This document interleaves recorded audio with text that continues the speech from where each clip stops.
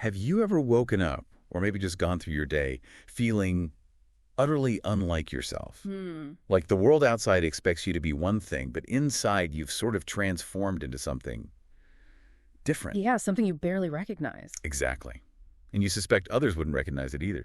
It's this quiet kind of isolation, isn't it? It really is. Feeling unseen, maybe even undervalued, because the face you present feels so separate from the complicated, sometimes painful reality you're living internally.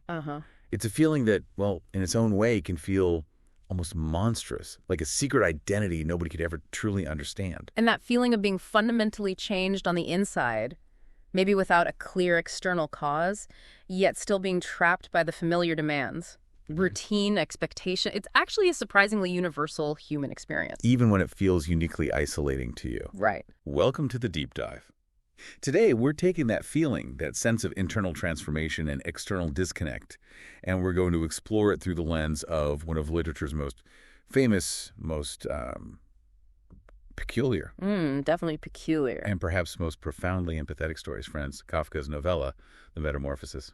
We'll be navigating this journey together, and we're using the translation by Ian Johnston. It's very clear, very accessible. It's our guide through Kafka's often unsettling landscape. Right. And this isn't just, some fantastical tale about a man who wakes up as an insect.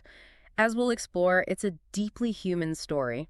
Even tender, really. Tender, yeah, that's a good word. It explores what it feels like to live with a silent struggle, whether that's deep introversion, maybe persistent shyness, the grip of social anxiety, or even, the heavy altering weight of depression. So our mission today in this quiet space, and just for you and us, is to look beyond the surface strangeness of Gregor Samsa's transformation. Yeah, beyond the bug. Exactly.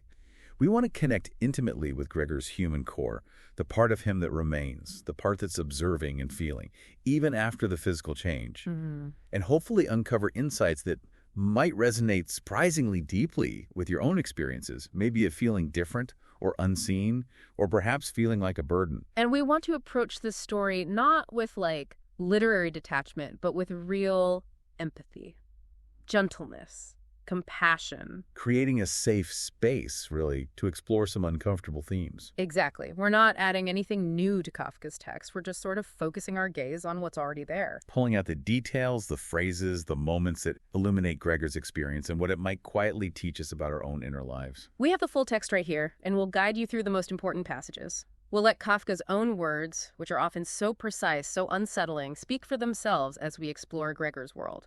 Okay, so let's begin right at that astonishing, jarring start. Kafka really wastes absolutely no time, does he? No, not at all. He throws us straight into the most bewildering event imaginable with that incredibly famous opening line. Yeah. Right from the very first sentence, you're jolted into Gregor's new reality. Kafka writes, one morning, as Gregor Samsa was waking up from anxious dreams, he discovered that in bed he had been changed into a monstrous, verminous bug. Monstrous. Verminous. A bug. And he describes it immediately. An armor-hard back, numerous legs, pitifully thin. It's just this shocking physical transformation described in vivid, almost clinical detail. It is, but here, right in this first moment, is where the story opens up beyond just, body horror. Right. This is where we start to see past the shell and into the human heart of the story. It's Gregor's reaction that's so key. Absolutely. His immediate thought isn't some scream of existential terror at the creature he's become. No. It's simply what's happened to me, he thought. And then, he verifies the physical reality. It was no dream. But his primary concern almost immediately shifts. It shifts away from the state of being a bug to the practical impossibility this state presents for his routine. Like he can't sleep comfortably on his side anymore. Right. He can't get up. His mind snaps, not to horror, but to the demands of his life. The job, the train he has to catch, the boss's reaction to him being late. It's almost absurdly mundane, isn't it? Yeah. He's stuck in bed, transformed into this monstrous, verminous bug with uncontrollable, wriggling legs.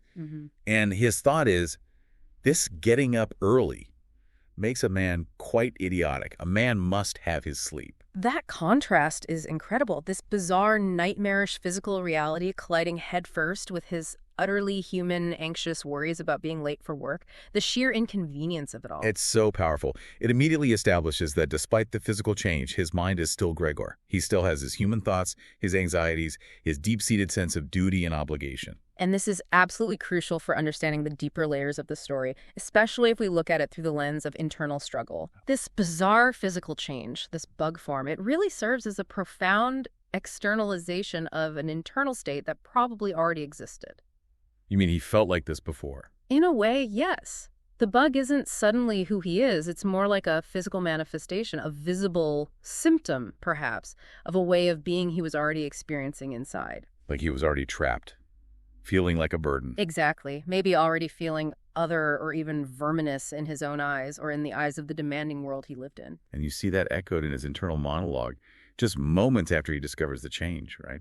He's mentally reviewing his life. Yes. He's frustrated about the demanding job, the stresses of constant travel, the, quote, constantly changing human relationships which never come from the heart. And he explicitly says he'd have quit ages ago, if not for needing to pay off his parents' debt to his boss. This immediate focus on duty, on practicality, on enduring a life he clearly dislikes just for this financial obligation, it tells us so much about the life he was living before the physical transformation. It paints such a vivid picture. Doesn't it? A life where external obligations, the weight of supporting his family, the need to erase their debt, completely crushed his internal reality, his personal desires, his well-being, maybe even his sense of self. So he was already living this life of quiet desperation, sacrificing his own happiness, his comfort. Possibly feeling small, trapped, undervalued long before he woke up in this form.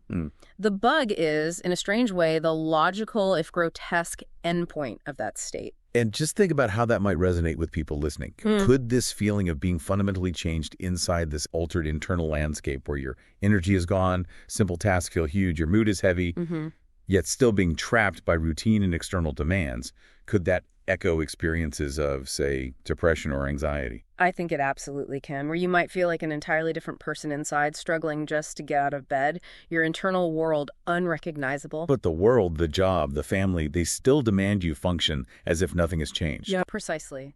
Gregor's struggle just to move, his legs pitifully thin, uncontrollably wriggling, trying 100 times just to roll over, and giving up only when he felt that light, dull pain. It feels like such a visceral, if extreme, depiction of that physical and mental paralysis. The sheer exhausting effort that can come with deep internal distress. It does, and the disconnect is key. The physical chaos, the impossibility of his new body, contrasted with the remarkably calm, almost resigned rationalizations in his head. This getting up early makes a man quite idiotic. A man must have his sleep. Exactly. It powerfully illustrates this internal-external split. His mind is still processing the world through the old lens of duty and normalcy, even as his body screams this horrifying new reality. So right from the start, Kafka signals that this isn't just like a surreal horror story. No, it's deeply human. Though fantastically rendered, it's a portrait of someone whose internal suffering, his entrapment in a life defined by external demands and his own sense of obligation, has become externalized in the most dramatic way possible. Yet his conditioned mind, the core of who Gregor was, still prioritizes the alarm clock and appearing normal over the shocking reality of his physical state. And this physical reality, this new shell he's in, is about to collide head-on with his old life in a very immediate, very unavoidable way. Yes. The story moves so quickly from that internal shock to the external confrontation. Almost immediately, the knocking starts. Right. First, the family, his mother, father, sister greet. And then, compounding the pressure, the manager from his office arrives, demanding he open the door, explain why he missed the early train. And Gregor's immediate response isn't panic about his form, is it? It's pure focus on sounding normal and getting to work. Totally. He tries desperately to articulate, even though his voice is now this irrepressibly painful squeaking. He tries to reassure them, maybe reassure himself too. Yeah. Convincing himself this is just a chill, an occupational illness. He clings with such heartbreaking desperation to the idea of his old life, the life where he was the reliable provider. I'll be ready right away, he tries to communicate. I'm coming right away. I'll be at the office in person right away. And this reveals so much about the structure of Gregor's identity before the transformation, doesn't it? Yeah. His immediate, overwhelming urge is to manage how others see him, to fulfill his perceived obligations even when his physical reality makes it completely impossible. He's profoundly more worried about the boss's suspicion, about the financial fallout for his family, because their debt to that boss, than he is about the fact that he's turned into a giant insect. It really highlights how deeply ingrained duty, obligation, and external validation were to his human identity. His sense of self, his value, was just inextricably linked to his role as the reliable provider, the son who pays the bills. And this is a point that resonates so deeply, I think. When we're struggling internally, maybe with debilitating anxiety or the heavy weight of depression, how often do we feel that overwhelming pressure to mask it? All the time. To perform normalcy for the outside world, for our jobs, for our families. We put on a brave face, we try to sound fine, we say, I'm okay, even when inside we feel utterly broken, transformed, or just barely holding on. Gregor's desperate attempts to control his voice, to make it sound normal, to pretend he's just got a minor illness. It's such a poignant and painful parallel to that very human tendency. Hiding our suffering, keeping up appearances, especially when our value in others' eyes seems tied to our ability to function normally. And the locked door itself becomes this powerful symbol here. Kafka makes a point of mentioning it, right? He does. Gregor had a precaution, the text notes, of locking all doors during the night, even at home. So was Gregor already in some way locked away from his family? Emotionally, psychologically, even before the physical change? It suggests that, doesn't it? Was he already living behind a barrier, separating his true self, his anxieties, his suppressed desires, from the family who relied on his external performance? So the physical barrier, the locked door he now can't easily open, it just confirms and solidifies an existing distance. A separation between his private, internal self and the family who defined him by his external role. You can almost hear the sounds from outside that door. Yeah. The mother's soft voice, the father knocking impatiently with his fist. The sister's urgent whisper, Gregor, open the door, I beg you.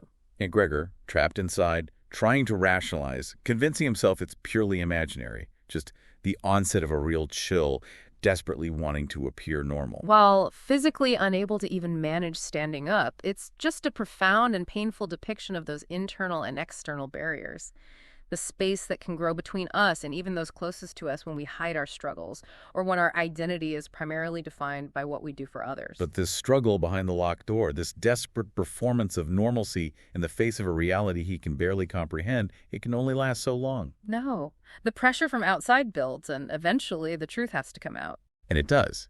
Despite immense painful physical difficulty, Gregor finally manages to unlock and open the door just enough to be seen. And this is the moment, the reveal. The moment the hidden internal transformation becomes undeniably visible to the external world.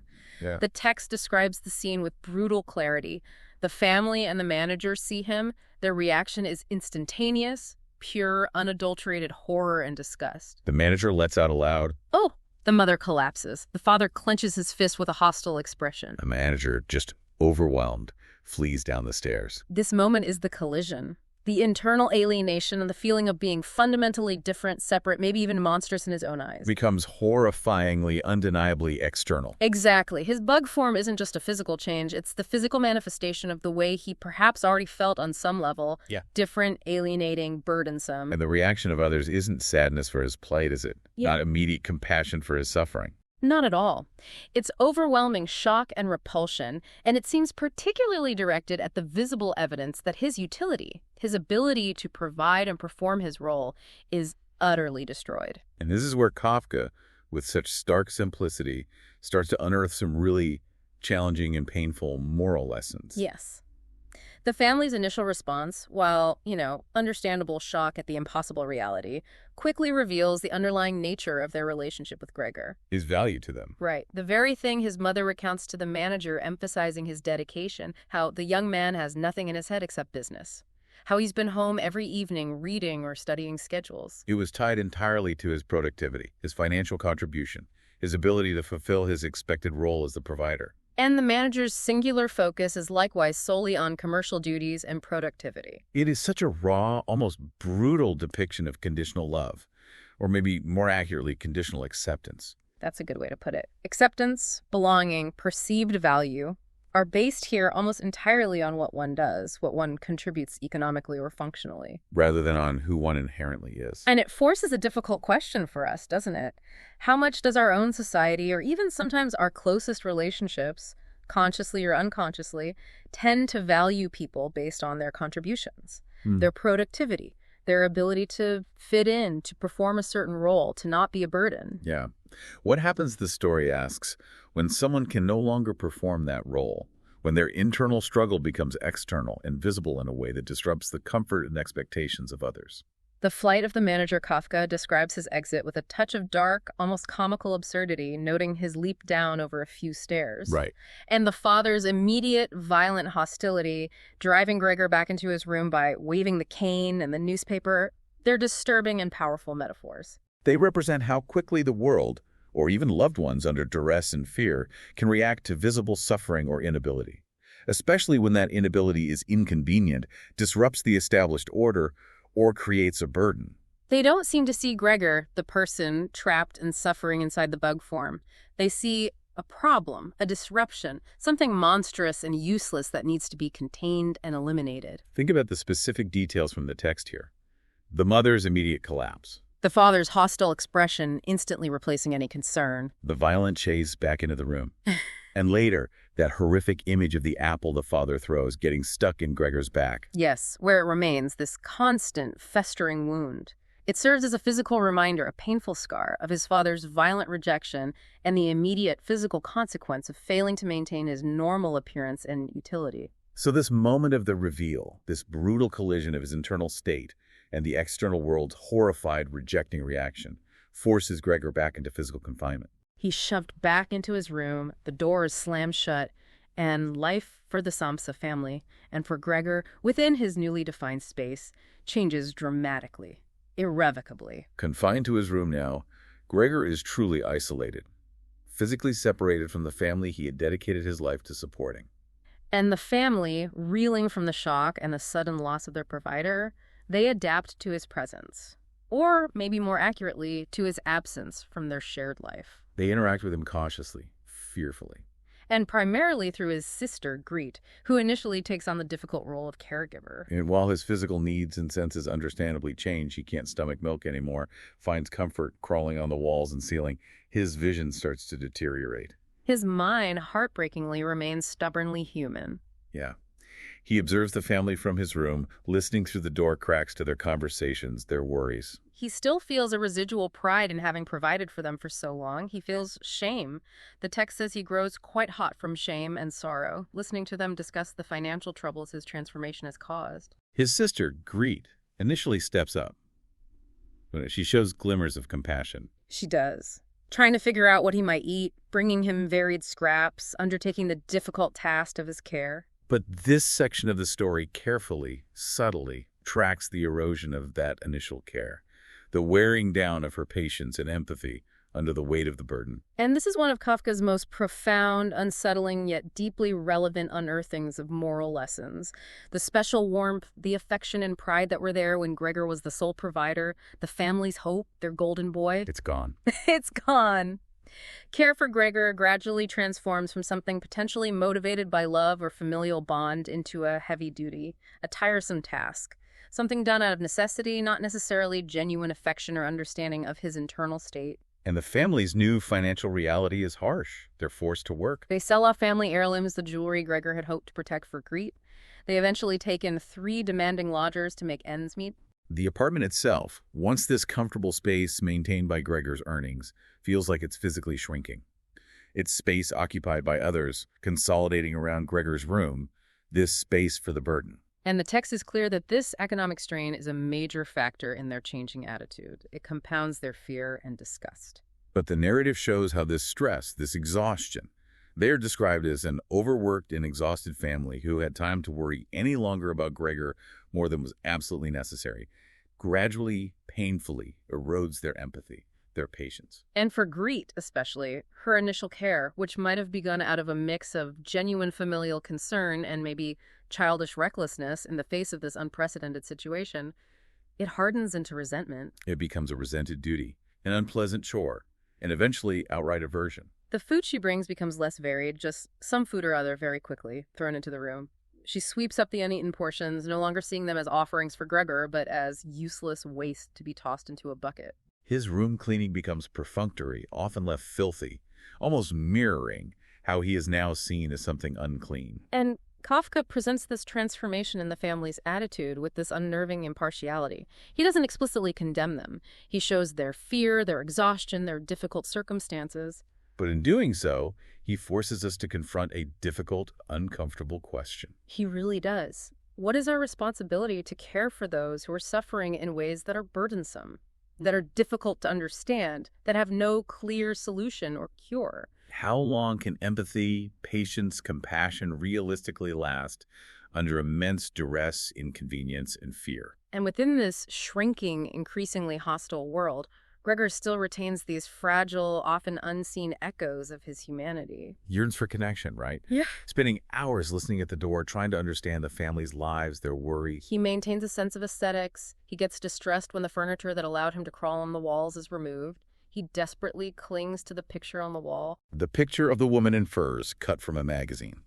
Another hint at his suppressed human desires in connection to the outside world. And most heartbreakingly, he still harbors deep, hidden ambitions and cares for others, particularly his secret plan to send Greet to the conservatory to study violin because he knew how much she loved music.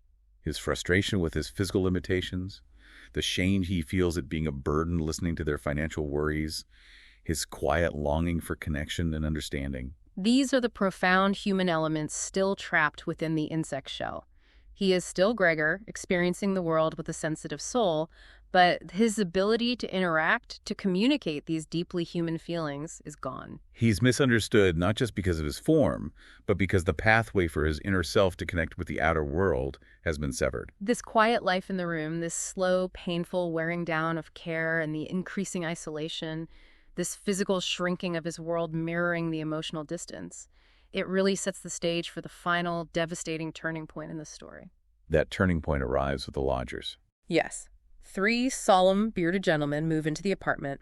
They take over space, they eat at the dining room table, forcing the family into the kitchen, and they dictate the norms of the household. They become the new priority, the paying priority. They are meticulously intent on tidiness, the text notes, and they simply did not tolerate any useless or shoddy stuff. They symbolize in such a stark way the final intrusion of the purely transactional, judgmental world into the private sphere of the Samsa home. They represent that external judgment that values only order, cleanliness, utility, convenience, and has zero tolerance for anything useless or disruptive. And then in the midst of this cold new reality, there's the moment with the violin. Ah, yes.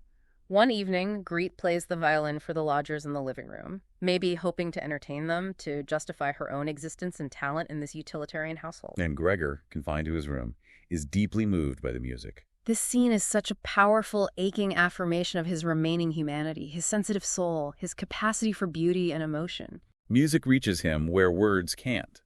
It offers a way to the unknown nourishment he craved, something that speaks to his soul beyond his physical needs. The yearning in that moment isn't for food or comfort. It's to connect with Greet through the music, to finally confide his old, secret human plan to send her to the conservatory. It's a moment of profound, isolated human longing. His appearance during this moment isn't an act of aggression or hunger. No, it's born of a deep, unmet need for connection, for recognition of his internal, sensitive self, drawn out by the beauty of the music. But the external world, now fully represented by the lodgers and the family's priorities, cannot tolerate this intrusion of his otherness, his uncontained suffering, into their carefully constructed reality.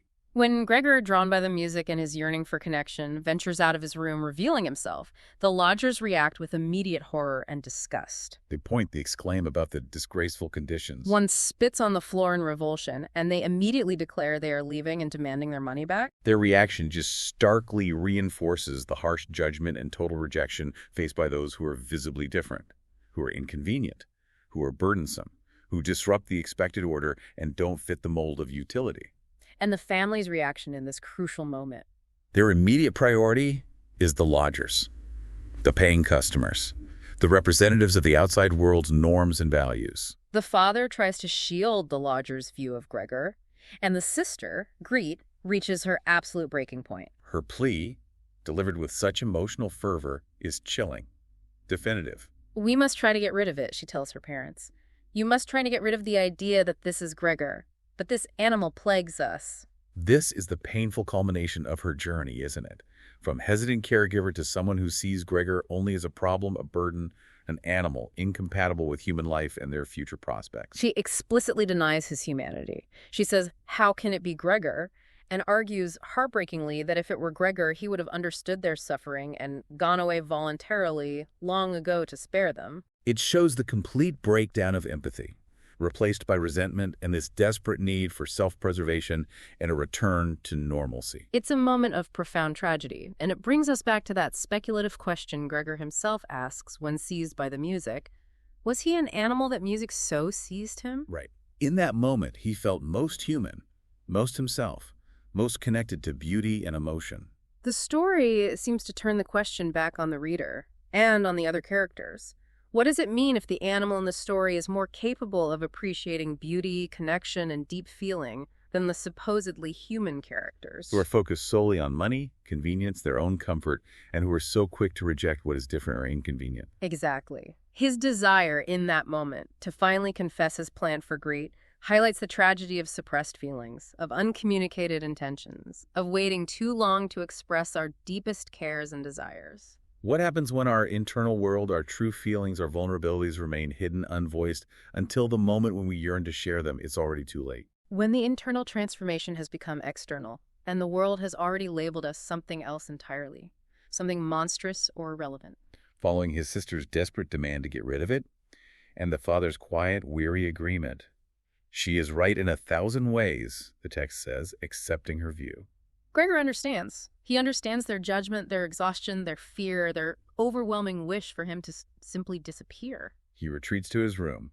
The text describes the immense physical difficulty he has turning his large, unwieldy bug body around in the confined space. He feels a terror, but interwoven with it, there is a profound understanding and even a strange acceptance. His own thought that he had to disappear was, if possible, even more decisive than his sister's. The family's rejection, they're labeling him as an it to be gotten rid of.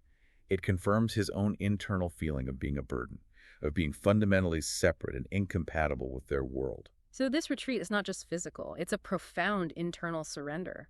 He accepts their judgment that he is a burden, an obstacle to their life, their happiness, their future prospects. He retreats. The door is swiftly bolted behind him by his sister, sealing his fate, and he accepts his end. His final moments, alone in his room, are described with a strange, quiet peace, an empty and peaceful reflection. The physical pain, even the constant wound from the apple in his back, seems to fade, becomes less significant than the emotional weight of his circumstances. And his very last thoughts, the text tells us, are of his family, with deep feeling and love. Even in his death, his human capacity for selfless love, for acceptance, even acceptance of their rejection and the necessity of his own disappearance, is present. His physical deterioration and death can be seen as the final exhaustion of the human spirit, worn down by years of sacrifice and trapped in that metaphorical shell of isolation and misunderstanding. Or perhaps it is a final quiet release. Release from the constant pain of being a burden, of being misunderstood, of being seen only for one's utility, of being loved conditionally. And the family's reaction to his death. It is telling. Death. And perhaps the most chilling moment in the story. Relief. Now we can give thanks to God, says the father upon hearing he's gone. A clinical, detached observation follows. Look how thin he was. He'd eaten nothing for such a long time. The cleaning woman, discovering the body, announces it with a callous bluntness. It's kicked the bucket. It's lying there, totally snuffed. And without ceremony, she disposes of his body like rubbish, sweeping him away. And immediately after this, the family's focus shifts entirely and with palpable relief to their own future. They dismiss the lodgers, write letters of apology to their employers, go for a walk in the sun. And reflect on how their future prospects are suddenly not at all bad.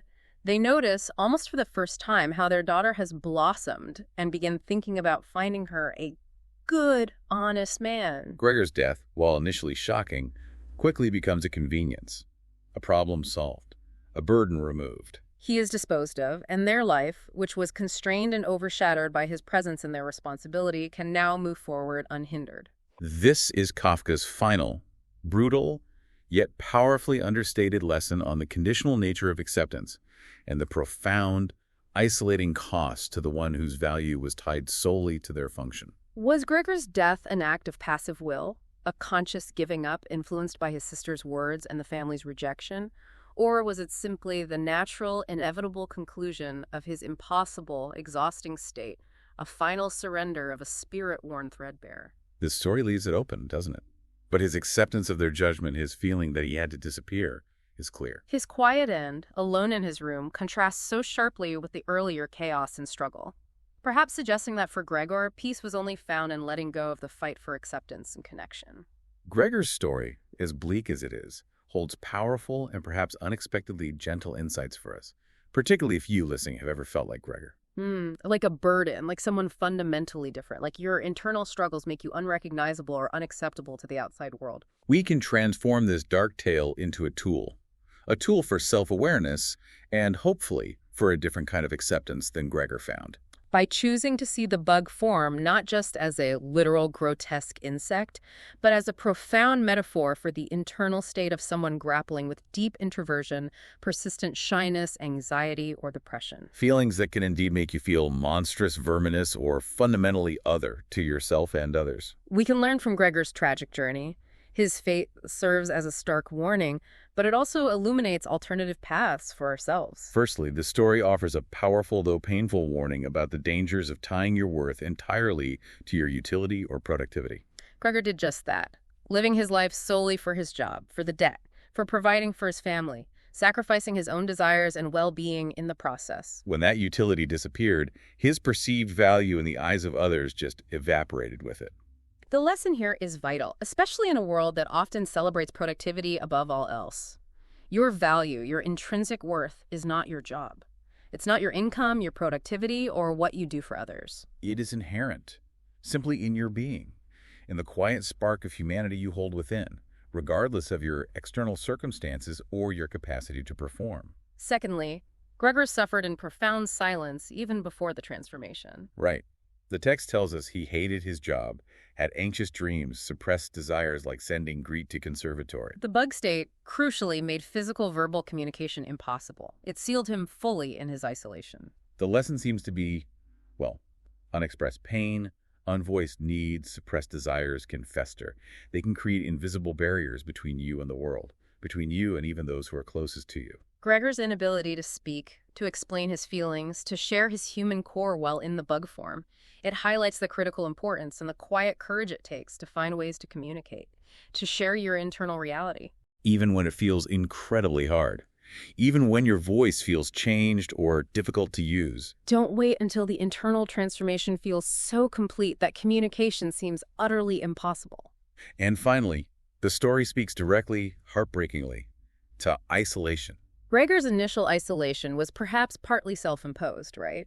His habit of locking his door hinting at a prior need for a barrier between himself and the family's demands. Post-transformation, he yearned for connection, listening at the door, that intense moment with the violin, his quiet wish that his mother would visit.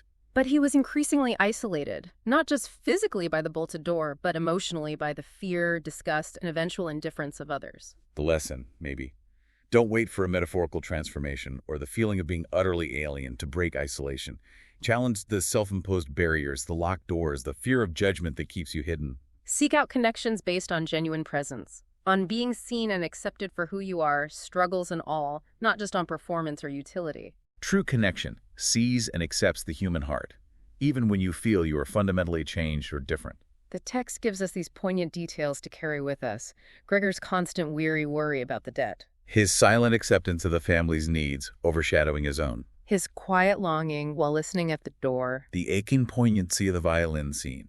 And his unvoiced wish to confess his plans for greed. The final devastating image of the family moving on immediately after his death, discarding him like rubbish once he was no longer useful. These aren't just elements of a bleak, fantastical story. They are, in many ways, quiet mirrors reflecting back difficult but important truths about the human condition. About the challenges of living in a world that often values function over feeling, and the profound importance of seeing and valuing the human spirit within ourselves and others. Gregor's story, though ending in tragedy, reminds us of a quiet, enduring courage.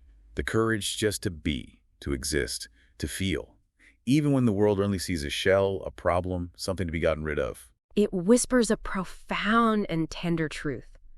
That your worth is not in what you do, not in your utility or productivity or how well you perform normalcy, but in the enduring, fragile, beautiful spark of humanity within. A light that no external transformation, no internal struggle, no amount of isolation or misunderstanding from others can truly extinguish, unless you allow it to. May you find the gentle strength to see and affirm that quiet light within yourself, recognizing its inherent worth. And may you find those in the world who can truly see it too. Thank you for joining us for this deep dive.